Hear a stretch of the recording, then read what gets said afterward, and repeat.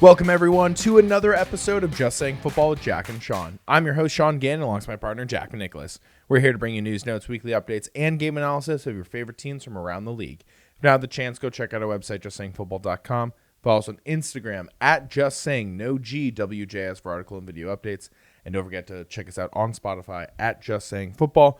We want to be in your ears. All right.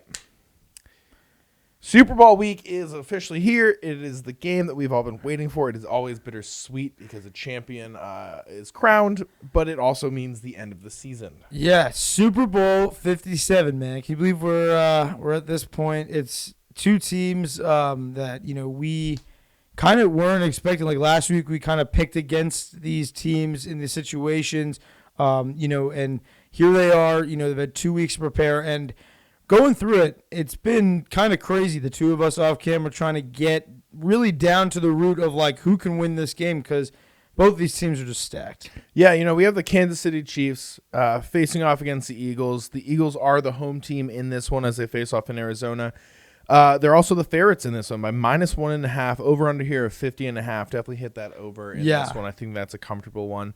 There's a lot here. Mahomes MVP winner just the other day. These are the two top MVP candidates. First black quarterbacks facing off in the Super Bowl. It's also the youngest Super Bowl combined matchup of age. Hurts is only 24. He's younger than us. We're 25. To put that in perspective, Mahomes is 27. MVPs, though, coming into this are 0-9 in the Super Bowl era since 2000. So there's a lot on the line here for Kansas City, but both these teams have some players who have been here and who have won the game. What are some X factors that you're looking at in this one? Yeah, it's got to be just, for me, the Eagles' run game, the way that they've been able to execute the last couple of weeks. They really have stuck to the committee level of, utilizing Miles Sanders, but also utilizing Boston Scott. Jalen Hurts is getting involved, as he always is. And I want to see how the Chiefs' defense is going to react to that and just really see how they're going to be able to kind of slow down this offense that's been going crazy. Yeah, and it's going to be coming down to Steve Spagnuolo and his entire team, and Chris Jones and Frank Clark, who's really been stepping up, and Eric Reed, Ladarius Snews coming back from the concussion, and it's definitely going to be a tough one. I'm looking at this one. I think you're looking at the X factors. It's obviously going to be the quarterbacks, but I think more so it's going to be the defensive game of the Eagles. This is the number one defensive pass. Going up against the number one offensive pass in the entire league. And obviously when you got a guy like Patrick Mahomes who's injured, maybe it still seems like he's getting back on the right track. We don't really know. Yeah. It's so weird.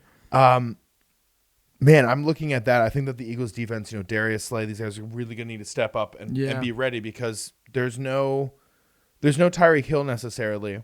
But they find ways to get Travis Kelce open, and that means moving Marquez Valdez-Scantling around, moving Juju Smith-Schuster around, moving Kadarius Toney around. So I think Andy Reid and Eric Bieniemy are going to have a huge day ahead of them with what they're going to be doing on the offensive side of the ball. And in turn, Jonathan Gannon, that defensive coordinator, great last name, by the way. Great last name. Great guy, I'm sure. Is going to have his hands full about what he's going to need to scheme. Eagles have only let up 14 points the entire postseason. 7 to the Giants, 7 to the 49ers.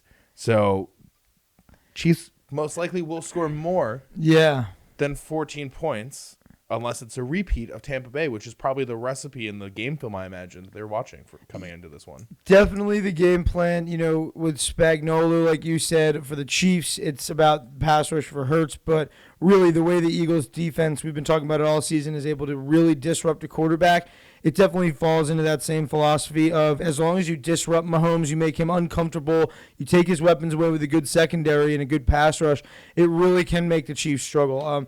And they have not really played a defense like Philly all season. They haven't gotten the chance to see them up close, anything like that. So I'm very interested to see, what's going to be going on, like you said, with it. Can the have the building blocks that Kansas City has set up the last 2 years since their last Super Bowl loss, is that good enough to actually stop this incredible Eagles pass rush? That's going to be the key. Yeah, and it's really him down to guys like Andrew Wiley, who's going to have his day full with Hassan Reddick, first sack at plus 700. Maybe hit that on your bets this weekend. Yeah. And Orlando Brown Jr. is coming as a free agent, but they obviously got guys like Joe Thuney. Creed Humphrey. I wanted to say Landon Dickerson, but I was like, that's the Eagles, guys. Eagles, he's been playing great. So I do think that it's definitely come down to the offensive line. We saw it in the Giants game and a little bit in the San Francisco game where the Eagles' offensive line absolutely neutralized the front seven of these teams. So it's going to also come down to Chris Jones, what they can do. I said in last week's or 2 weeks ago's NFC Championship episode, winner of it is going to win the Super Bowl, and I still stand by that. I do think that the Eagles are going to win it in this one. I just think that when you look at what their team has top to bottom, it's experience, it's depth, and it's top guys in their respective positions. And it's very, very similar for Kansas City. You know, they both have 6 All-Pros. They both have a Kelsey brother who was named to the All-Pro. They both scored 546 points. They're both number 1 seeds. They both have 16-3. You know, they're kind of mirror image almost. But when I look at the Eagles and then you see guys like Ndamukong Suh, guys like Linval Joseph as their rotational players. Yeah. You know, these guys that have won championships, these seasoned veterans that signed late in the season. You know, I'm talking about like week 10, week 13 for some of these guys. They're coming in fresh. They're going to have the depth to constantly wear down this offensive line. And that, to me, is just where the Eagles have this advantage, that they just have this depth that's a little bit unmatched compared to everyone else in the NFL. And I agree that there's no, you know, for me, the reason that I think that Philly can win, like you're saying, they just have that edge. You know, Kansas City has a great secondary, but, you know, the Eagles have 2 of the best cornerbacks playing with each other on their team. That, you know, Kansas City has Frank Clark, Chris Jones, but like you said, the Eagles have stacks of guys. They're not going to be playing. You know, 80% of the defensive snaps are going to be coming in and out like a hockey team. It's exactly kind of a scary thing. The one thing that really comes down for me is I'm going with Kansas City, and the crazy thing is it's such a tight game, 1.5. For me, I think, you know, Chiefs money line. I've been struggling back and forth. Which team do I want to go with because it's so close? The Eagles give me so many reasons. However, if this game comes down to a very close game, I do believe that the Chiefs will kind of out-coach them. We've seen them do that in the previous playoffs. We've seen them do that in this playoffs.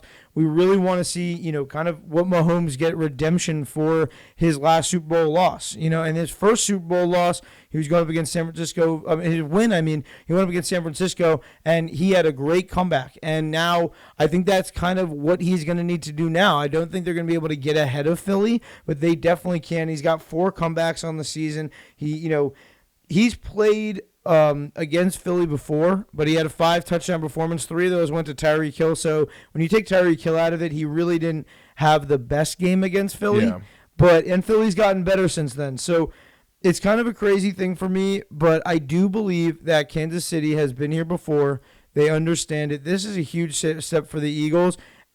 But if Kansas City starts going off and they get ahead, I do not believe the Eagles will be able to make their way back. They haven't really been in that scenario enough this season. And a team like Kansas City, like I said, they haven't played the Eagles. But the Eagles haven't played an offense on their defense like Kansas City. The top offense, the top passing offense, and now, you know, the offense with the MVP on it. Yeah, absolutely. And, you know, there's a guy to break that history trend of 0-9 MVPs and then the Super Bowl. It would definitely be Mahomes. And if you actually break down the NFC Championship game, I'm actually kind of happy they brought this up with the Eagles. It's not necessarily the dominating performance that the scoreboard 31-7 represents. 7 first downs were from penalties. They had 25 total, so if you take away 7 of their penalties, it's only 18 first downs. That's about the league average, a little bit modest. To San Francisco's 11 first downs. Yeah. 2 of those penalties were on the second touchdown drive, which allowed them to sustain their drive. And then another one happened on a third scoring drive, which put them up 21-7 right before. So you already have 2 drives right before the half, put up points that were sustained by penalties. I'm talking about third down penalties here. Now, following the second half, you had what I thought was actually a terrible roughing the kicker call by the refs on a 4th down. That sustained their drive again to allow them to go up 21-7. So this is now 3 drives now with 4 different penalties that allow them to sustain these drives. So you're probably saying, well, they just dominated overall on offense. They only had 70 offensive plays for 269 total yards. That only amasses 3.8 yards per play. Yeah. Philly averaged 5.6 in the regular season. So clearly marked down. They had all these plays. Only not a lot of yards, though, from that. Because, again, You had all these penalties sustaining these drives Yeah. where these yards would have necessarily come into play.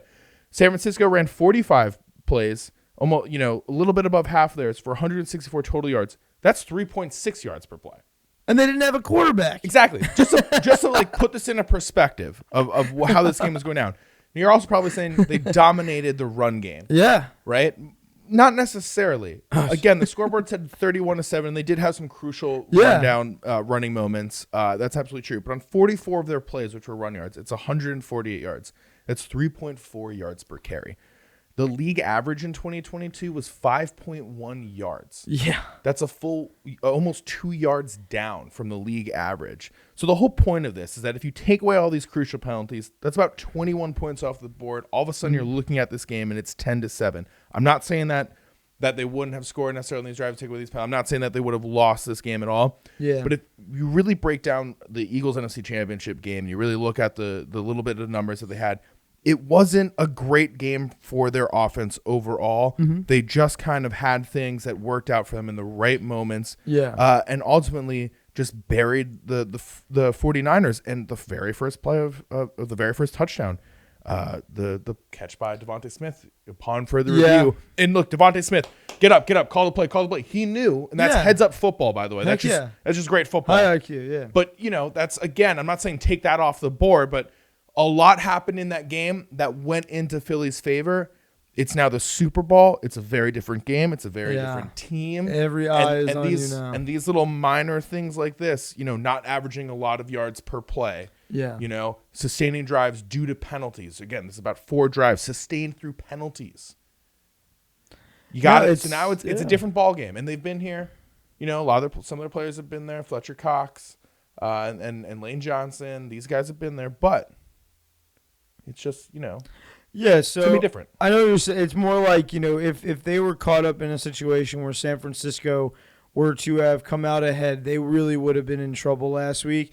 But I want to talk about something, too, that you mentioned off camera that I got to bring up, that Kansas City is the 8th best rushing defense in the league. Yeah. And I found that interesting when you brought that up, because I thought in my head, no way, their defense sucks, and that's probably where Philly's going to get them. But if they can shut down that Philly run game, that's a totally different thing. And, these 2 weeks, a lot happens. These teams are prepared, but one team is going to be more prepared than the other. And Kansas City being here for their 3rd time with this kind of a core. 6 seasons. In 6 seasons. I mean, and you got to respect the fact that Philly's been there. Like you said, there's a continuity from their 2017 team to now.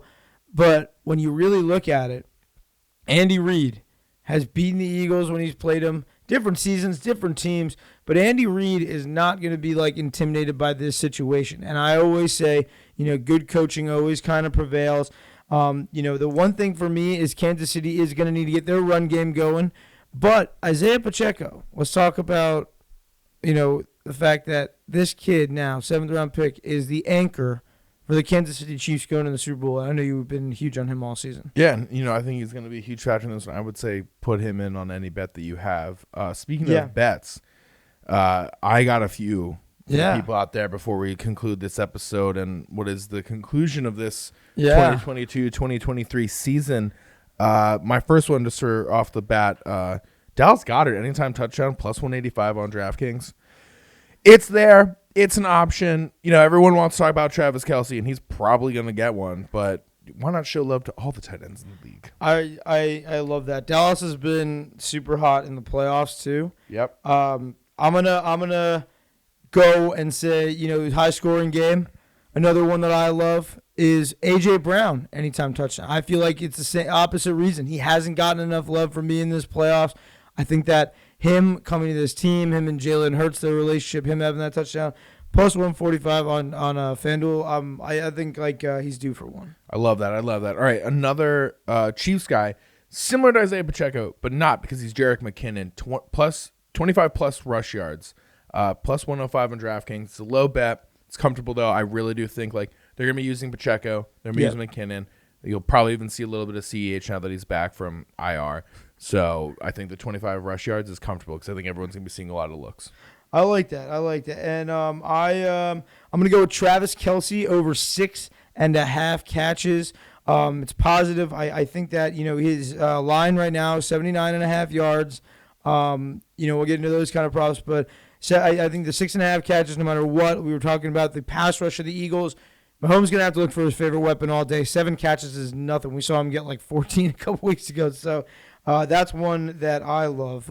It would not shock me if he got like 9-10 in this game at all, because they're just going to find ways to feed him. Look, he might not get like a ton of yards. It's not going to necessarily be like 10 for He's going for 200. James White's record, 14. Maybe. He would be the guy to beat it. And then we just have a show official parlay. Jack, why don't you let them know? So we're going with Kansas City money line.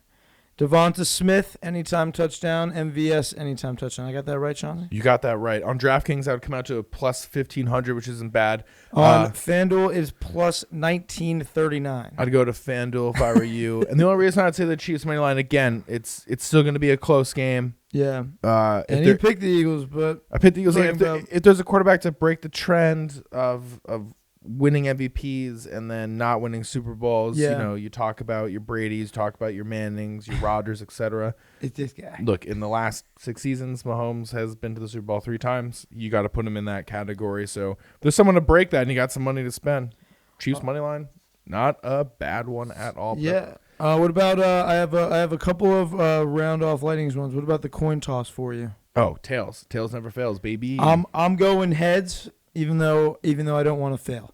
What about who wins the coin toss? Well, I guess it's whoever goes tails. So if the Chiefs are smart enough to go tails, the Chiefs will win. But if the Chiefs get the coin toss. I guess, yeah. I think they. I don't know, because they got to go tails for me. In that logic, I feel like if the Eagles get it, they will defer. What about Jalen Hurts 238.5 over under passing yards? 238.5. And just to let you know, Mahomes is at like 294, obviously, and Hurts is at 49 with the rushing line. But again, 238.5 over under passing. I'll go over. Right. They've averaged 241 on this season. That's just about where they should be. And I know I have the A.J. Brown anytime, but A.J. Brown 5.5 catches. Over is plus 112 right now. Oh, man. As an A.J. Brown fantasy owner, you got to give the people some perspective here. I want to say yes. I really do. Oh, man. I don't know how. The fact that it's plus, you're like, what does Vegas know? Yeah. All right. Yeah. Boom. Like hit that. First QB to throw a touchdown, Mahomes or Hurts? I honestly think that the opening drive will result in a passing touchdown. All right. So going back to whoever calls B, whoever goes tails B, if you play Xbox, whoever goes tails, then whoever defers off of that, because I believe that you should receive in the second half. So whoever the opposing team, so in my case the Chiefs, the Eagles, it's going to go Hurts in my case scenario, because the Chiefs will go tails. They'll defer. Like a whole Jacob's ladder. Exactly. It's going to go Chiefs go tails, then defer. Eagles get the ball. Jalen Hurts passing touchdown. Boom. Jalen Hurts is the first one. That's how that goes. What about Pacheco? This is the last one. Pacheco over under 16.5 receiving yards. 16.5? 16.5. Oh, over. Over. I think that's a cheat code better than 16.5? I was like, oh, well, maybe not. 16. Definitely hit that over. That's all the time we have. Thank you, everyone, for listening. Thank you, everyone, for tuning in. Yeah. We're going to come out with some stuff during the offseason. Stay tuned for some mock drafts. Yeah. Focusing in on some players that we should all be looking forward to. In there, a little free agency frenzy of our own. If the NBA trade deadline shows us anything, it's that hopefully the NFL offseason will be a little bit crazy. Yeah, and just enjoy that Super Bowl Sunday. Be safe. Go drink some beer, eat some wings. And always remember to check us out, justsayingfootball.com, Just Saying Football on YouTube and on Spotify, and Instagram for all your updates. Just Saying with no G, WJS. Enjoy that Super Bowl. Enjoy.